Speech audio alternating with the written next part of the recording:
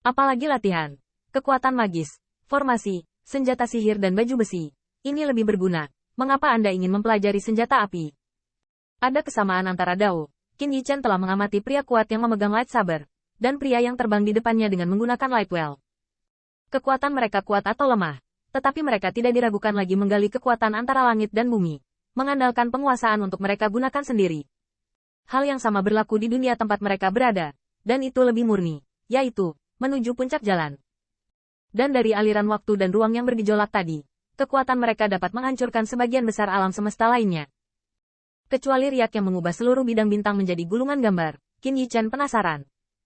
Tentu saja, bukan karena Qin Yichen lebih rendah darinya, sebaliknya, belum lagi Yao Yuekong. Bahkan jika dia sekarang, itu normal jika pedang itu memiliki panjang dan lebar puluhan ribu kaki.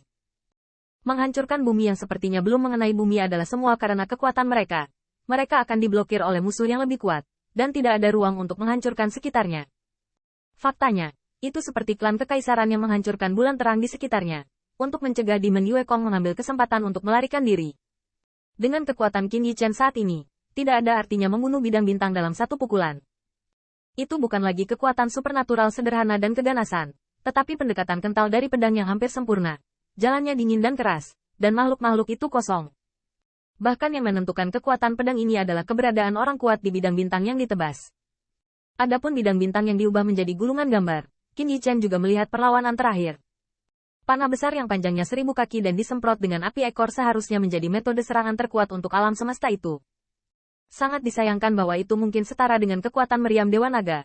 Dapat dilihat bahwa kekuatan bintang itu sendiri tidak cukup kuat. Ada banyak faktor yang menentukan evolusi alam semesta. Takdir seseorang masih sengsara, apalagi alam semesta yang berwarna-warni. Bahkan Qin Yichen, di kehidupan sebelumnya, mendengarkan anak-anak kecil di Tanah Suci Dinasti, dan tahu bagaimana mempelajari beberapa pria keren. Salah satu dari mereka berkata kepadanya bahwa jika umat manusia kita tidak memimpin, maka simpanse, lumba-lumba, bahkan gajah dan babi pun bisa menjadi penguasa negeri ini. Pada saat itu, Qin Yichen tertawa dan memukul pria itu dengan kejam. Pemilik sebidang tanah itu secara alami adalah Master Istana Surga Suci, yaitu Kepala Istana yang Lama. Apakah ini membandingkan Tuan Istana yang Lama dengan seekor binatang? Tetapi orang itu mengoceh tentang analisis, karena menurut penelitiannya selama bertahun-tahun, dia menemukan bahwa hewan-hewan ini tidak memiliki kecerdasan yang rendah. Pria itu menemukan bahwa kecerdasan babi sebenarnya adalah anak manusia, atau belum beradab, belum masuk perguruan tinggi untuk studi lebih lanjut, yaitu ras manusia yang dibesarkan sebagai binatang sejak kecil lebih cerdas. Setelah sekian lama mengajar, anak-anak manusia yang terlantar bisa kembali menjadi manusia biasa dan berbaur menjadi hal biasa. Sementara anak-anak teran bisa melakukannya, babi juga bisa.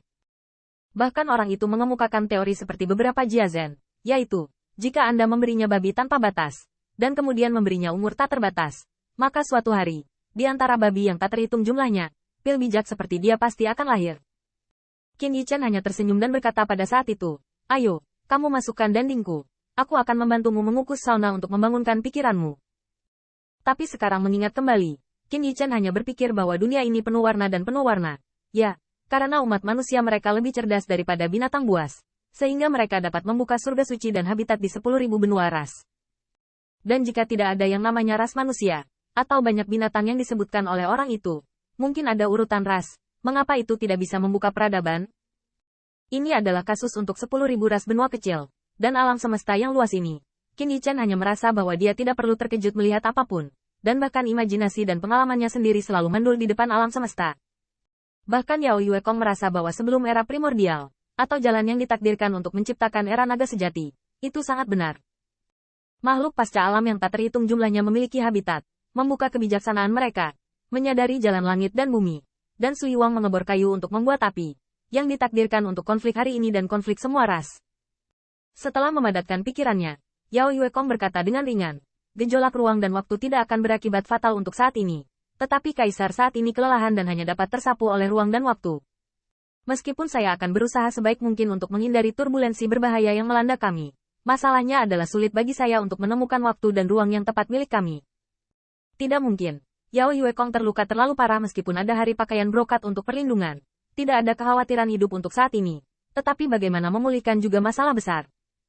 Selain itu, dalam pergolakan ruang dan waktu, tidak diketahui kapan harus melihat Mingyu, sehingga Immortal Demon Yue dapat menyembuhkan dirinya sendiri. Saya tidak terlalu mahir dalam hal ruang dan waktu. Saya hanya dapat mencoba lagi dan lagi, seperti roh penjaga membuka lubang cacing. Pasti akan ada banyak percabangan, yaitu banyak kegagalan. Tetapi premisnya adalah bahwa Demon Yue Kong dapat pulih ke titik di mana prestise kaisar cukup untuk membuka lubang cacing ruang dan waktu. Tapi Qin Yichen dan yang lainnya bukanlah dakuit tanpa akar. Waktu dan ruang seperti sungai yang panjang. Tidak peduli apakah kita kembali ke masa lalu atau tersapu ke hilir ke masa depan. Itu bukan milik kita. Dan pergolakan ruang dan waktu akan dipukul mundur. Jangan melawan penolakan ini. Tetapi manfaatkan tren. Seperti melawan arus dan kemudian bergegas kembali. Yao Yu berpikir sejenak.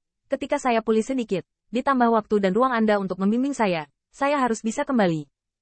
Qin Yichen sedikit mengangguk dan berkata bahwa pertempuran ini adalah kerja keras. Yao Yue Kong mengembara tanpa tujuan dalam pergolakan ruang dan waktu.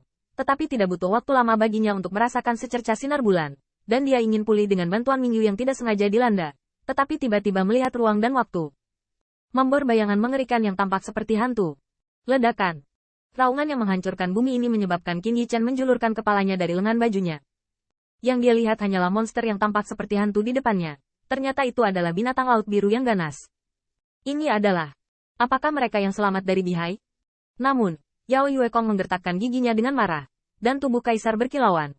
Ini bukan Bihai yang selamat. Ini adalah hantu yang tenggelam dalam pergolakan ruang dan waktu. Dan Qin Yichen juga menemukan bahwa Bihai First Beast bukanlah jenis yang dia lihat sebelumnya. Dan Bihai First Beast seperti gurita raksasa. Tapi pada saat ini, posisi kepala di tengah hantu monster Bihai ganas ini adalah kekosongan. Yang diisi dengan kepala korban Bihai yang tak terhitung jumlahnya yang kuat. Adegan ini membuat rambut Qin Yichen ngeri. Bagaimana bisa ada binatang laut biru di tempat hantu ini? Hantu yang tenggelam dalam pergolakan ruang dan waktu? Tanda seru. Yao Yue Kong tidak punya waktu untuk menjelaskan. Tapi Qin Yichen hanya bisa mengerti sendiri. Roh mewakili roh di bawah tubuh kaisar. Sama seperti roh leluhur di dunia jiwa naga. Mereka semua sekarat dari tubuh Tao. Atau tubuh fisik sekarat. Tetapi roh milik dunia jiwa naga. Hal yang sama berlaku untuk jiwa. Dan hal yang sama berlaku untuk binatang laut biru yang telah berubah menjadi hantu.